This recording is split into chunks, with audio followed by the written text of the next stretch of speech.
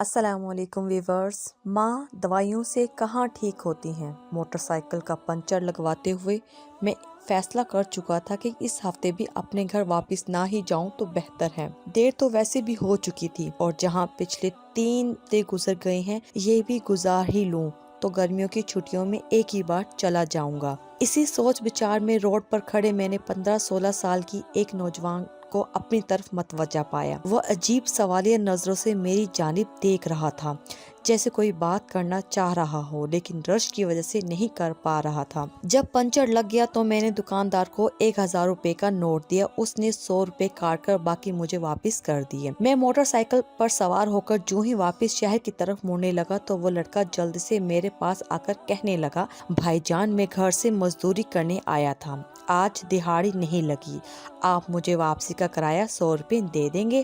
میں نے ایک چٹتی سی نگاہ اس پر ڈالی۔ سادہ سا لباس، ماتھے پر تیل سے چپکے ہوئے بال، پاؤں میں سیمنٹ بھرا جوتا، مجھے وہ سچا لگا۔ میں نے 100 روپے نکال کر اس کے ہاتھ پر رکھ دیے۔ وہ شکریہ ادا کر کے چلنے لگا تو نہ جانے میرے دل کیا خیال آیا۔ میں نے کہا، سنو، تمہیں دہاڑی کتنی ملتی ہے؟ اس کے جواب دینے سے پہلے ہی میں نے باقی کے 800 روپے اس کی طرف بڑھا دیے۔ وہ ہچکچاتے ہوئے پیچھے ہٹا اور کہنے لگا، نہیں بھائی جان، میرا گھر منڈھالی شریف ہے، میں 2-3 گھنٹے میں پیدل بھی جا سکتا تھا، لیکن کل سے ماں جی کی طبیعت ٹھیک نہیں، اوپر سے دہاڑی بھی نہیں لگی، سوچا آج جلدی جا کر ماں جی کی خدمت کر لوں گا۔ میں نے کہا، اچھا یہ پیسے لے لو، ماں جی کے لیے دوائی لے جانا۔ وہ کہنے لگا، دوائی تو میں کل ہی لے گیا تھا، آج میں سارا دن ماں جی کے پاس رہوں گا تو وہ خود ہی ٹھیک ہو جائیں گی۔ مائیں دوائی سے کہاں ٹھیک ہوتی ہیں بابو جی؟ میں نے حیران ہو کر پوچھا، تمہارا نام کیا ہے؟ اتنے میں اس کی بس بھی آ گئی۔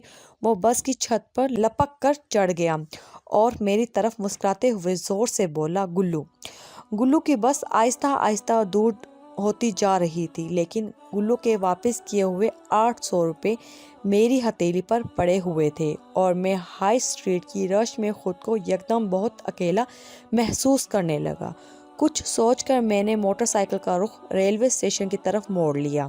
موٹر سائیکل کو سٹینڈ پر کھڑا کر کے ٹوکن لیا اور ٹکٹ گھر سے 700 روپے میں ساہیوال کا ٹکٹ لے کر گاڑی کے انتظار میں بینچ پر بیٹھ گیا۔ کب گاڑی آئی، کیسے میں سوار ہوا، کچھ خبر نہیں۔ ساہیوال اسٹیشن پر اتر کے پھاٹک سے اپنے گاؤں کی وین پر سوار ہوا۔ آخری بچے ہوئے 100 روپے کرایہ دے کر جب شام ڈھلے اپنے گھر کے دروازے پر اندر داخل ہوا تو سامنے صحن میں چارپائی پر امی جان سر پر کپڑا باندھے نیم دراز تھی۔ میرا بڑا بھائی دوائی کا چمچ بھر کر انہیں پلا رہا تھا۔ مجھے دیکھتے ہی امی جان اٹھ کر کھڑی ہوئی اور اونچی آواز میں کہنے لگی، میرا پتر خیر سے گھر آ گیا ہے، اب میں بالکل ٹھیک ہوں۔ میں آنکھوں میں آنسو بھرتے ہوئے دوڑ کر ان کے سینے سے جا لگا۔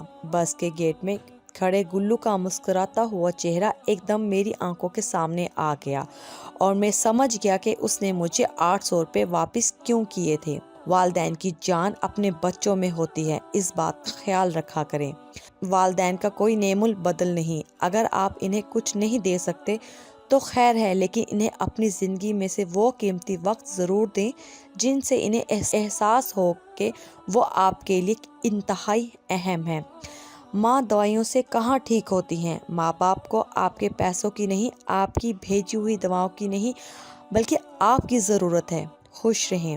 ہماری ویڈیو کو لائک کیجیے، شیئر کیجیے اور ہمارے چینل کو سبسکرائب کیجیے۔ شکریہ۔